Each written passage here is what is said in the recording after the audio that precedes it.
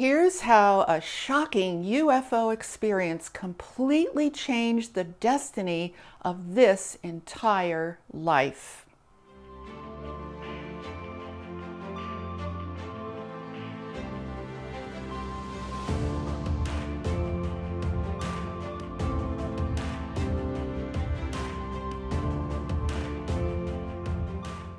Hi, I'm Saratoga Ocean, and I help people master the law of attraction, spiritually awaken, and embark on a path of ascension.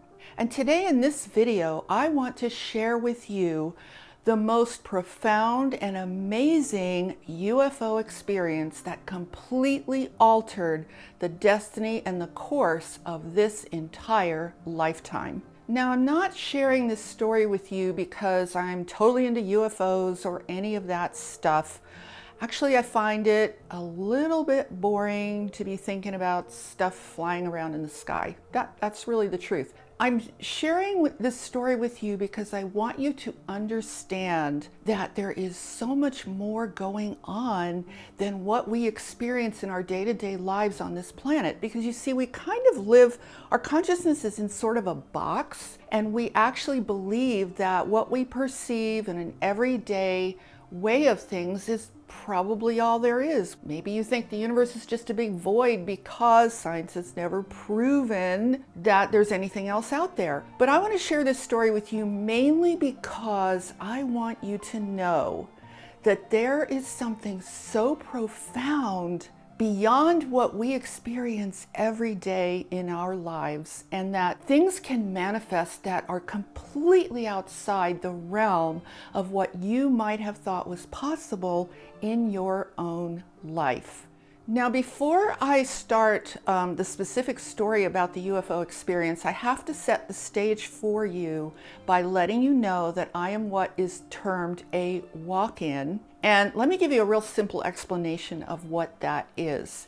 Generally speaking, when we are born, we come into a physical body, and a person will live from birth for the full duration of the body's physical lifespan. One person, the whole lifespan. But what you need to understand is you are not your body. None of us are. We are infinite spiritual beings that are experiencing life through these physical vehicles, but we're not the actual physical vehicle. Now, what happens in a walk-in situation is a person enters at birth in the natural way. However, they never intend to stay for the full duration of that body's natural lifespan. So perhaps they were only intending to be here for a couple of decades or, whatever it might be. Normally, the physical body would perish at the same time of their departure. Now, in a walk-in situation, which is very rare, it is natural, but it's very rare, and it's also agreed upon prior to birth. So in that situation, the person comes in at birth who only intended to be here for a limited period of time. They depart as they would at the end of their lifespan, but the body's still fine. The body is still perfectly alive.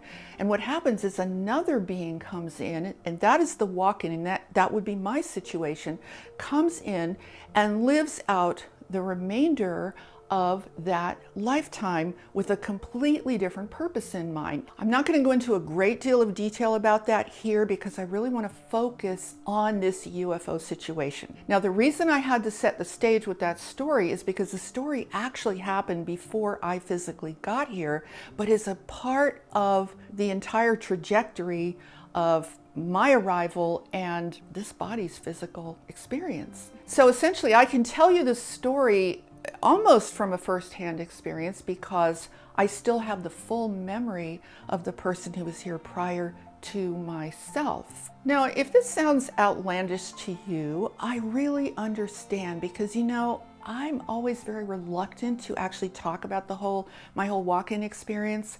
However, if you want to know about that, you can go watch my other video called The Biggest Mistake I Ever Made, which was to try and hide this experience and what the consequences were. So if you want to know more about that, go check that video out.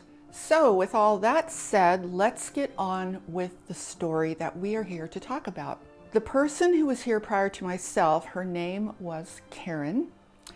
And I have all of the memory of her entire lifetime because, as you probably know, the memory lives inside the brain. This brain hasn't gone anywhere, so it's all in the brain, it's all in the body, all those memories, which is why I can relay it to you with a specific detail that I'm able to do so. So let's start with a little bit about her. I want you to understand the type of person that she was, because this really shows the impact of this amazing UFO experience that happened. Now, Karen was trained in ballet. She was a fitness instructor. That was her passion in life. However, she was completely not metaphysically oriented. She had not been exposed to anything metaphysical. She was not like, kind of spirituality, like New Age type of spirituality. She wasn't really religious. She just was pretty much an ordinary, run-of-the-mill type of individual. Now, at the time that this happened, she was living with her boyfriend in Bethesda, Maryland. And I'm telling you this because I'm going to give you the details of specifically how this happened. Now, they were kind of late night people. They would eat dinner late. And one night in February, now this was a while ago. This is quite a long time ago, several decades at least, okay? This was in February in the winter. And one night they decided, well, let's go to grocery shopping, because they often went grocery shopping at night because they did everything later than you would expect. So it was around 10 o'clock at night, and they decided to go down the street. And if you live in the Washington, D.C. area, you will know exactly where I'm talking about, Old Georgetown Road in Bethesda. So they're driving down the street. This is so crazy because you always hear about UFO stuff happening in rural areas, right? Well, that's not where this happened, okay? So they're driving down Old Georgetown Road. I think they're driving, let me think, north. The grocery store they were going to, it was called Giant Food, and it was on the left side of the street. So they're driving north, and they come up to a traffic light, a left turn traffic light. And the grocery store is to their left. Now they're both sitting there, her boyfriend's driving, she's sitting next to him, and all of a sudden she glances out his driver's side, and what she sees over, the grocery store is probably still there, it's in this little shopping center, and she sees 3 ships or craft moving over the top of this grocery store, with some flashing kind of weird lights on them. And so she looks over and she's like, I don't see that. She just looked down and said to herself, I don't see that. No sooner did she say that, her boyfriend looks out the window and he says, oh my gosh, what are those things? And she says to him, what, you see it too? So now they've both acknowledged that they see these things. So then she says, roll down the window. Let's see if it's making a noise, because their first thought was, well, those are helicopters, right? They have to be helicopters or something like that. So roll down the window and we'll hear a noise if they're helicopters, because it was wintertime, so the windows were closed. So they put the window down. There was no sound. And there's no way, these things were so low over the top of the shopping center. If they were helicopters, you absolutely would have heard a sound, but there was no sound, and they were just gliding. It was like very, very strange. And then they looked in the distance, and there were like several more off in the distance in the same fashion, moving just like this amazing smooth glide through the space. And they weren't going very fast either. So from that moment on, now things were happening very quickly, and it was one of those situations where you would have expected people to be jumping out of their cars, pointing to the sky and going, oh my God, what is that, right? That's what you would have expected. But nobody was acting like they even saw these things. Now, this is not unusual in UFO experiences, okay? I've found this out much later on. So anyway, so they're in the left turn lane at a traffic light, and then so they turn into the parking lot. Now, as they turn into the parking lot, I can only speak to you from Karen's experience. I can't speak to you from her boyfriend's experience, but her experience was she was beginning to go into what was like an altered state of consciousness. So she wasn't like all there. You have to understand how significant this is to a person who had no exposure to anything like this, hadn't read anything, hadn't heard anything, had no interest, nothing, no metaphysical stuff, no spaceship stuff, nothing. I mean, we're talking like a complete void of information. That's one of the reasons this was so profound. So they park the car and they get out to go into the grocery store, and they walked in, and literally it was like physically she was feeling very strange, like I can't explain it, almost like you're not all there. So their habit when they went grocery shopping together was they would take separate carts, and one of them would go through one part of the store and the other would go through the other part of the store to be efficient, do it faster, and they did this all the time, so this was not unusual. So she took her cart and went in one direction, he went in the opposite direction, and then they would meet up at the cashier and pay for everything together. So as soon as she got the cart, all of a sudden, she felt herself going up in the air and through the ceiling of the store.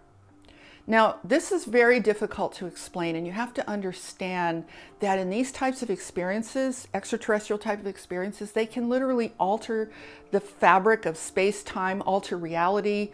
I mean, there's a lot of weird stuff that can happen that is not normal, okay?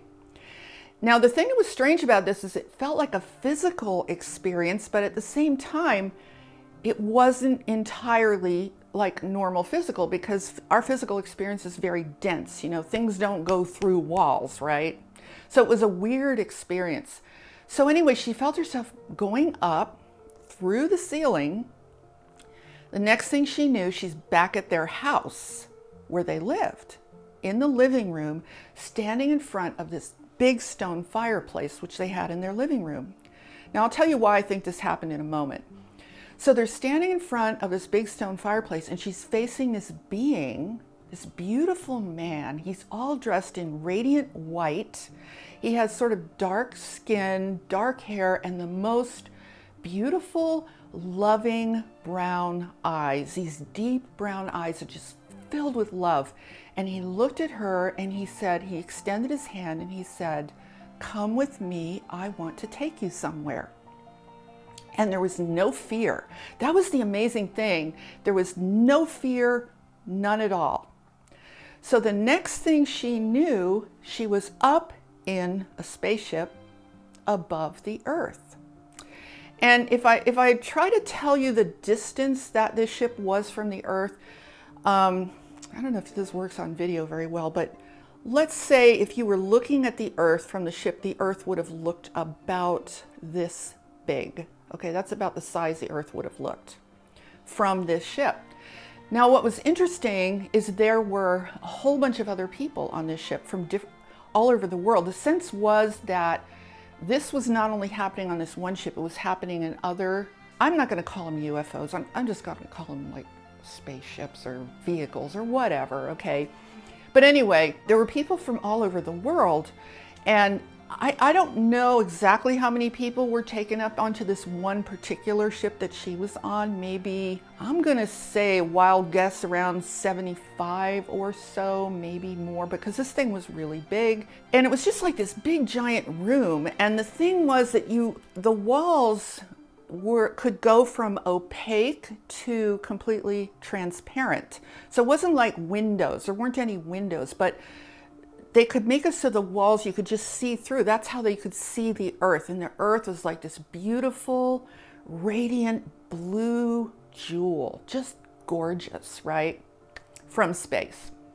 So they saw the Earth, and then they were given a message. Now, I'm talking about this like this is just a normal everyday situation. And honestly, I really think it is. I really don't think it's rational to believe that we are the only beings in the entire cosmos. There's no other life anywhere. It's just us. If you believe that, I mean, think about this. Do you have any idea how tiny this Earth is? This Earth is so microscopic, relatively speaking, you couldn't even find it. It's smaller than a speck of dust. We are not that important that we are the only life in the universe, in the galaxy. I mean, that's just not really rational, in my opinion. So this is not about asking you to believe in UFOs or believe in extraterrestrials. It doesn't really matter to me whether you believe it or not. That's entirely your choice. To me, it's normal, it's natural.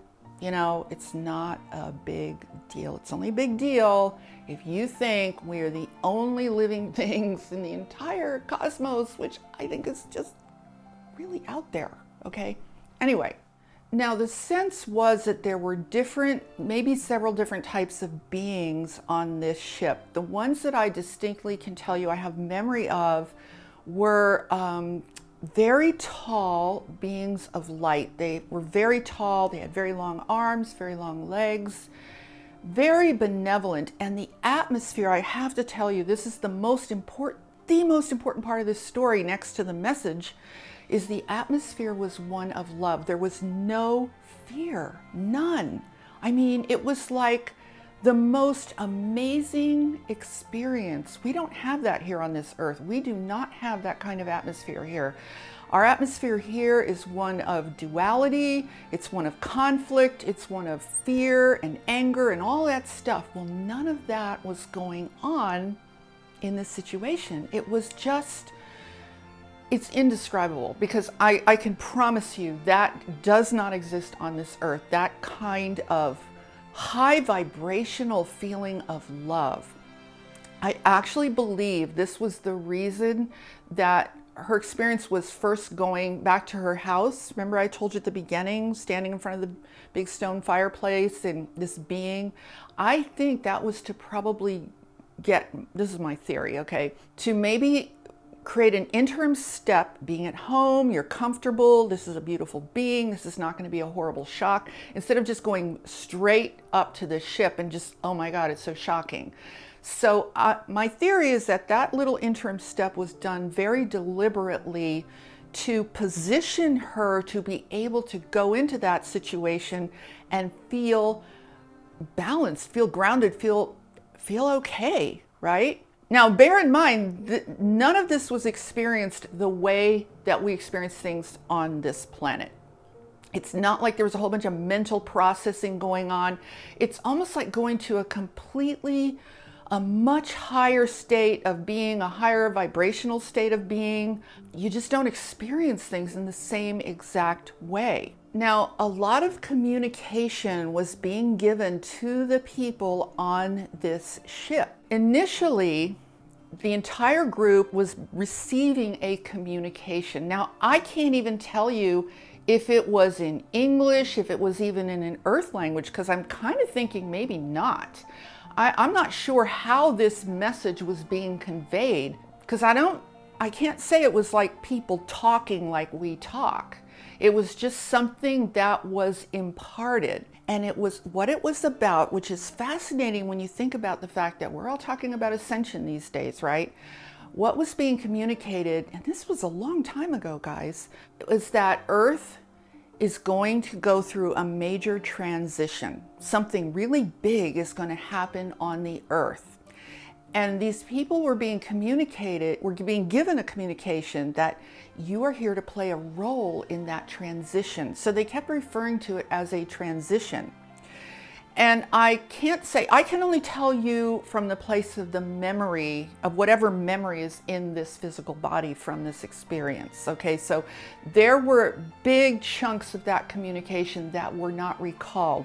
It was recalled that the communication happened, but specifically what it was, most of it was not recalled on a conscious level. So they were spoken to as a group. They were given I'm going to guess 80% of the communication that was given to the group was not recalled on a conscious level. But I will tell you what was recalled. The most important part of this message, which was embedded like at the deepest possible level you can imagine. And I can tell you an exact quote, word for word, of what that message was. The message was this: the time is coming soon to shed your false identity and be who you really are. That was the prime message of the entire experience. I don't have words to describe how deeply that went in, how profoundly activating and life-changing that was. There was something about that message to this day, I'm telling you, it is so vivid even in my own experience. That message became a driving force in her life, but I believe also in the lives of everyone else who was there.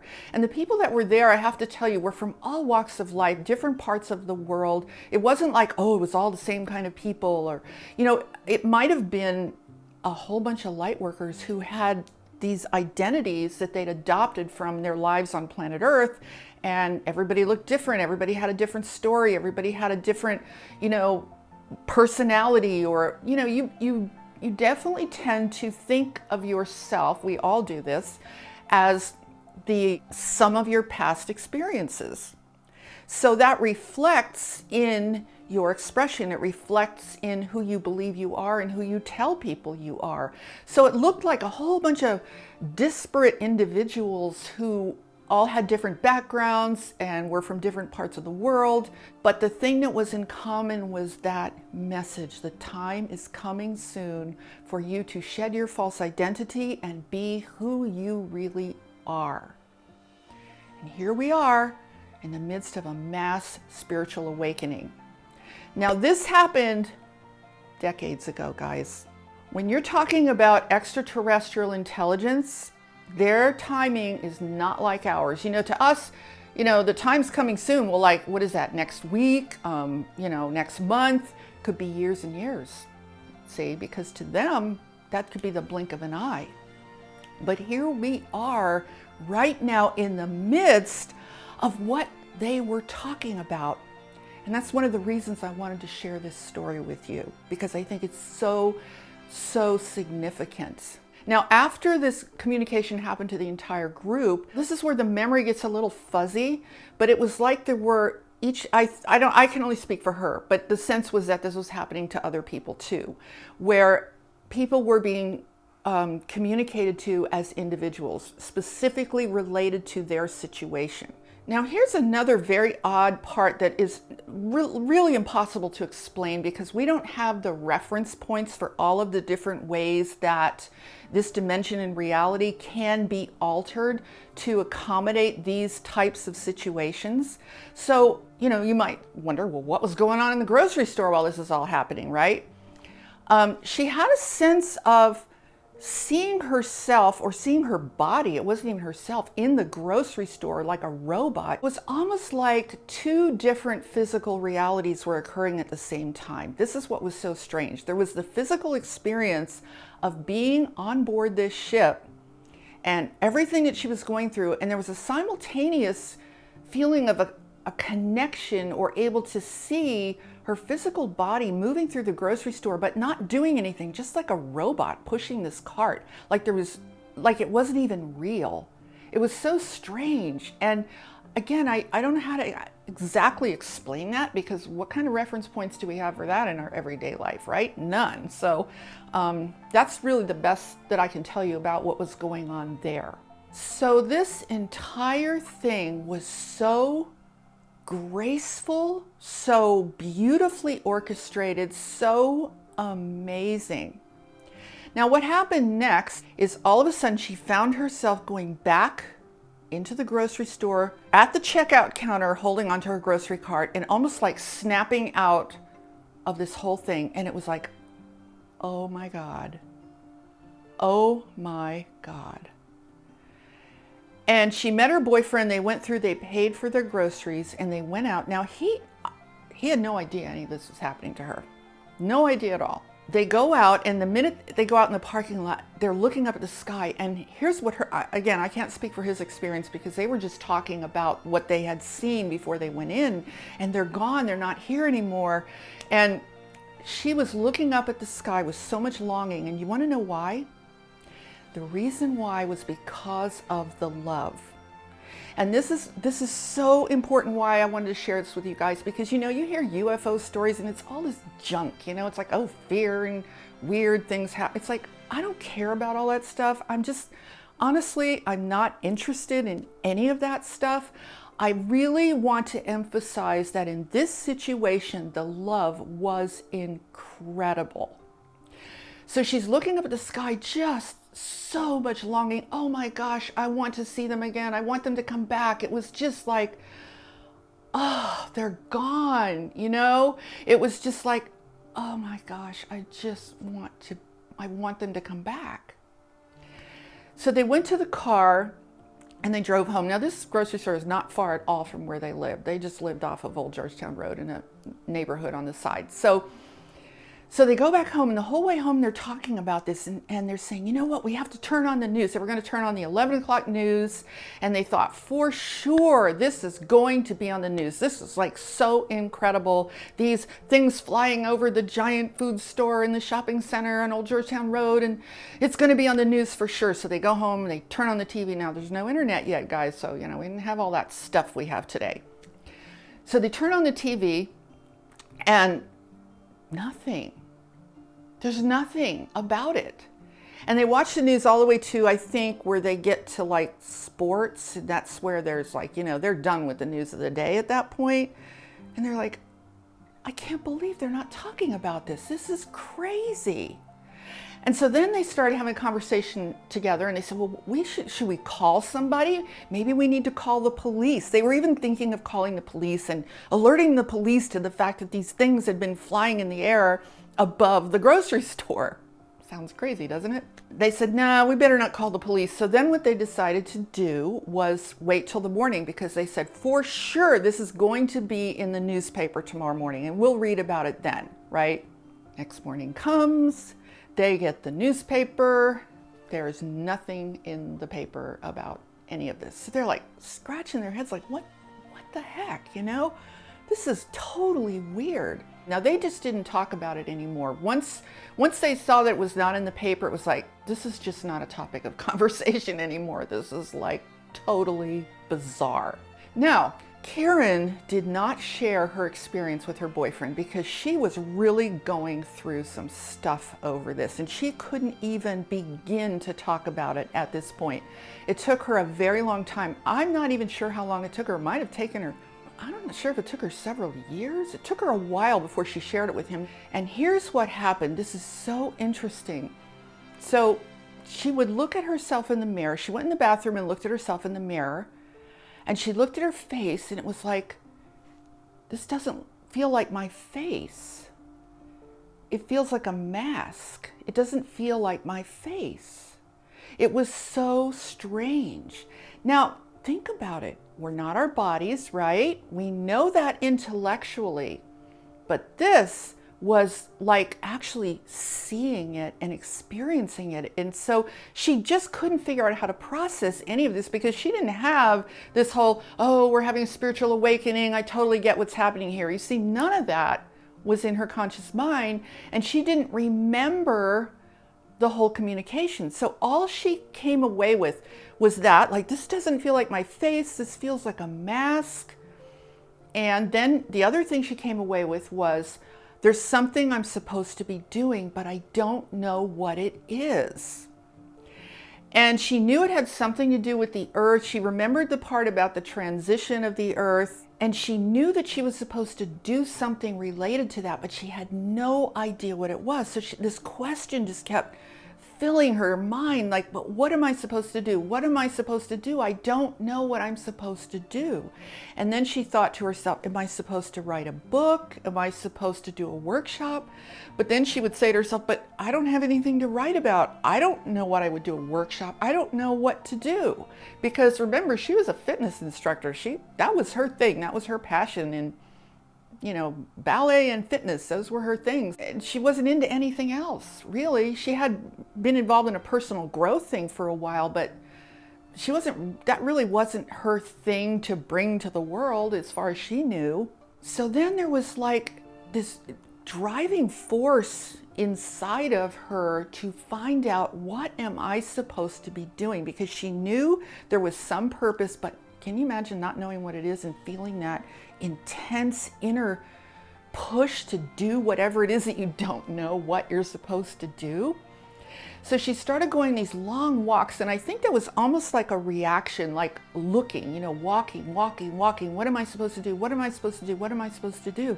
And there were no answers anywhere. So this is essentially where I'm going to end the story for this video, because there's a whole lot more that happened afterwards, but I don't want this to be too long, so I may just put it in a separate video later on.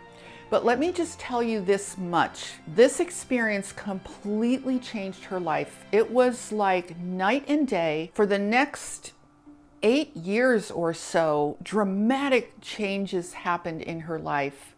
It was almost like something was orchestrating it. It was just like this amazing synchronicity. And I won't say it was easy, but it was a total turnaround, a total transformation. And it ultimately led to my arrival. That whole thing is a fascinating story as well, but I don't want this to go on too long. So I think I'm going to just end it here. If you haven't subscribed, subscribe and hit the notification bell, because when I do part 2 of this story, where I'll tell you all about what happened in the aftermath, I'll even tell you more in that video. I'll tell you more about the specifics of my walk-in experience, exactly what happened, exactly what that was like. Believe me, I've got lots of detail about all of this stuff. Know this much. The most important thing I want you to take away from this video is that don't limit your consciousness to believing that all there is what you've experienced on this planet. That what we see, what we see on the news, what we learn in school, what we hear in religions, what all this in society tells us, yeah, that stuff's all there, but that's like a box, all right? That's a closed reality. And because we don't experience outside of the boundaries of that reality, we tend to think there's nothing else out there. And I want you to understand that's not true. And that's why I'm sharing this experience with you. I want you to know for sure and for real that there is a whole universe out there. There are dimensions of experience. There is a love that is so profound, that is very, very real, that is beyond any love you could imagine on this earth. And that's our destiny, you guys. Our destiny is to transition our entire planet and ourselves, that's what ascension is all about, into that space of that love, into that reality of love.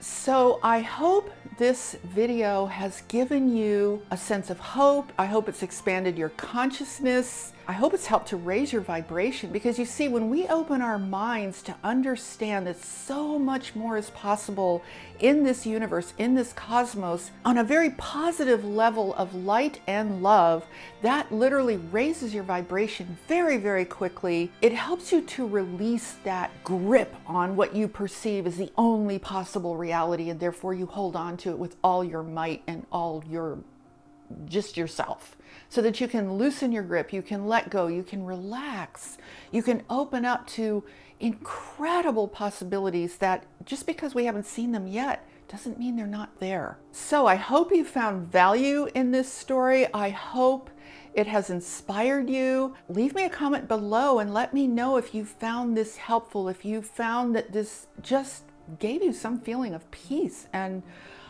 optimism about life in general, because we do live in the universe. Our life is in the universe. And I hope that this has helped you to feel much more optimistic and much more positive about what our general path could be in front of us. So if you like this video, give it a thumbs up, subscribe to my channel, and remember to hit the notification bell so that you are notified each time I post a new video and you don't miss part 2 of this story. Thank you so much for watching. I'm sending you tons of love, positive energy, light. Have a beautiful day. Namaste.